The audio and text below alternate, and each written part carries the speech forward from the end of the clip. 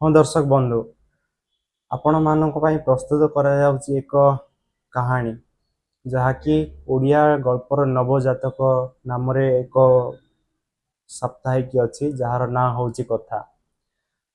କାହାଣୀଟି ରହିଛି ସମ୍ପାଦକୀୟ ପୃଷ୍ଠାରୁ ଓ କାହାଣୀର ନାମ ରହିଛି ଲୋଭ। ଡାକ୍ତରଖାନାକୁ ସେଦିନ ଆସିଥାଏ ଜଣେ ବୃଦ୍ଧ ରୋଗୀ। ଚିକିତ୍ସା କରୁଥିବା ଦୁଇ ତରୁଣ ଚିକିତ୍ସକଙ୍କ ଭିତରୁ ଜଣଙ୍କର ନଜର ପଡ଼ିଲା ଦରିଦ୍ର ରୋଗୀଟିର କଚଟିରେ ପଡ଼ିଥିବା ମୂଲ୍ୟବାନ ଘଣ୍ଟା ଉପରେ। ସେ ଯାଇ ରୋଗୀର କଚଟିରୁ ଘଣ୍ଟାଟିକୁ ଖୋଲିଦେଲେ। ତାଙ୍କର ବନ୍ଧୁ ପଚାରିଲେ, ତୁମେ ଇଏ କ'ଣ କରୁଛ? ଲୋଭୀ ଡାକ୍ତର ଉତ୍ତର ଦେଲେ, ଏ ରୋଗୀର ସେବା ବାବଦକୁ ଏଇଟାକୁ ଗ୍ରହଣ କରୁଛି। ସେତିକିବେଳେ ଆକସ୍ମିକ ଭାବରେ ରୋଗୀଟିର ଆଖି ଖୋଲିଗଲା ଓ ସେ ଉଠିପଡ଼ି ଲୋଭୀ ଡାକ୍ତରଙ୍କୁ ଧନ୍ୟବାଦ କହି ଶୋଇପଡ଼ିଲା। ଡାକ୍ତର ଜଣ ତାଙ୍କ ବନ୍ଧୁଙ୍କୁ କହିଲେ, ଦେଖିଲ ତ, ରୋଗୀଟି ମୋତେ ଧନ୍ୟବାଦ ଜଣାଇଲା। ଏହାପରେ ସେ ନିଜ ରୁମକୁ ଯାଇ ଘଣ୍ଟାଟିକୁ ଦେଖିଲେ। ଘଣ୍ଟା ତଳେ ଲେଖା ହେଇଥିଲା, ସମୟ ସବୁ ବଦଳାଇ ଦିଏ। ସେ ଘଣ୍ଟା ପିନ୍ଧିଲେ। ତାଙ୍କର ନଜର ଘଣ୍ଟା କଣ୍ଟା ଓ ମିନିଟ୍ କଣ୍ଟା ଉପରେ ପଡ଼ିଲା। ସେ ଦେଖିଲେ ଘଣ୍ଟାଟିର କଣ୍ଟାଗୁଡ଼ିକ ଅସ୍ୱାଭାବିକ ଭାବରେ ଦ୍ରୁତ ଗତିରେ ଧାଉଁଥିଲା। ସେ କଣ୍ଟାଗୁଡ଼ିକୁ ସ୍ୱାଭାବିକ ଅବସ୍ଥାକୁ ଫେରାଇ ଆଣିବା ଲାଗି ତାହାର ଚାବି ମୋଡ଼ାମୋଡ଼ି କଲେ, ଡାଏଲକୁ ଚାପୁଡ଼ାଇ ପକାଇଲେ, ମାତ୍ର ନା, କଣ୍ଟାର ବେଗ କମୁନଥିଲା।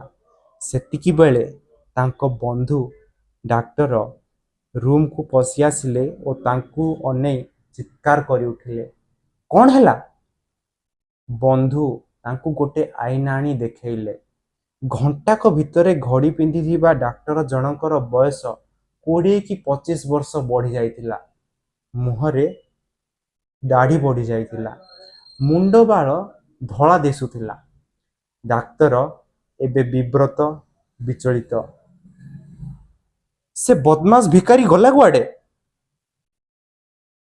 ଏତିକି କହି ୱାର୍ଡକୁ ଧାଇଁଲେ, ଯେଉଁଠି କିଛି ସମୟ ଆଗରୁ ମୁର୍ମୂଷୁ ବୃଦ୍ଧ ରୋଗୀ ଚିକିତ୍ସିତ ହେଉଥିଲା। ସେଠି କେହି ନଥିଲେ।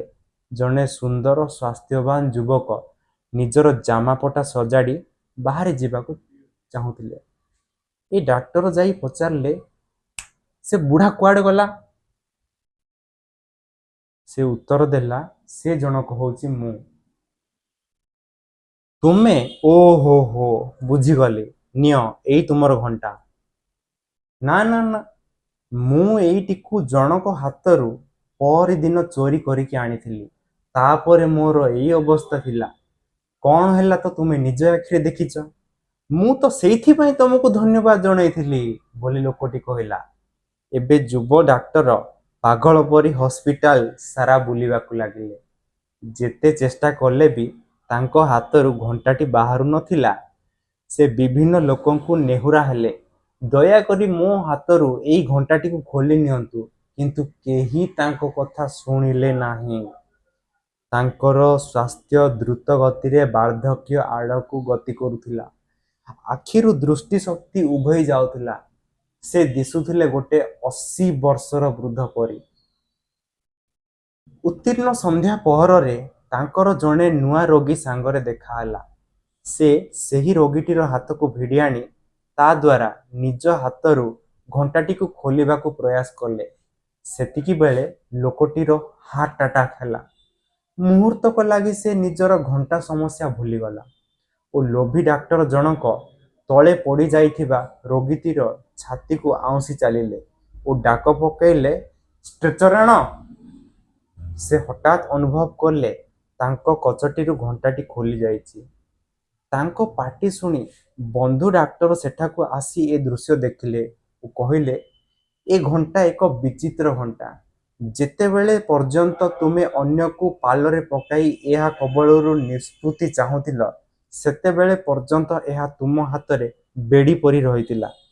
ପ୍ରଥମ ଥର ପାଇଁ ତୁମେ ଜଣକୁ ଆନ୍ତରିକତାର ସହ ସାହାଯ୍ୟ କରିବ, ସେଥିପାଇଁ ବୋଲି ତାହା ଆପେ ଆପେ ଖୋଲିଗଲା। ଘଣ୍ଟାଟି ଖୋଲିଯିବା କ୍ଷଣି ଡାକ୍ତର ଜଣକ ତାଙ୍କ ପୂର୍ବ ଯୌବନ ଓ ସ୍ୱାସ୍ଥ୍ୟ ଅବସ୍ଥା ପାଇଥିଲେ।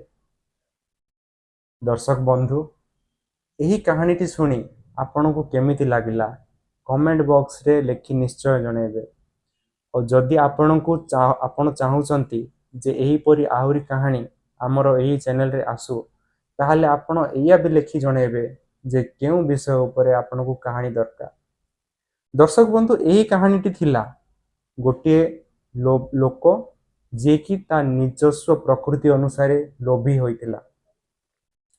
ତେଣୁ ଯଦି ଆପଣଙ୍କୁ ଲାଗୁଛି ଯେ ଆପଣଙ୍କ ଆଖପାଖରେ ମଧ୍ୟ ଏହିପରି କିଛି ଘଟଣା ଅଛି ଯୋଉଟାକୁ ଆପଣ କାହାକୁ କହିପାରୁନାହାନ୍ତି, ତାକୁ ପଦେ ଦୁଇ ପଦ ଆକାରରେ କମେଣ୍ଟ ବକ୍ସରେ ଲେଖି ଦିଅନ୍ତୁ।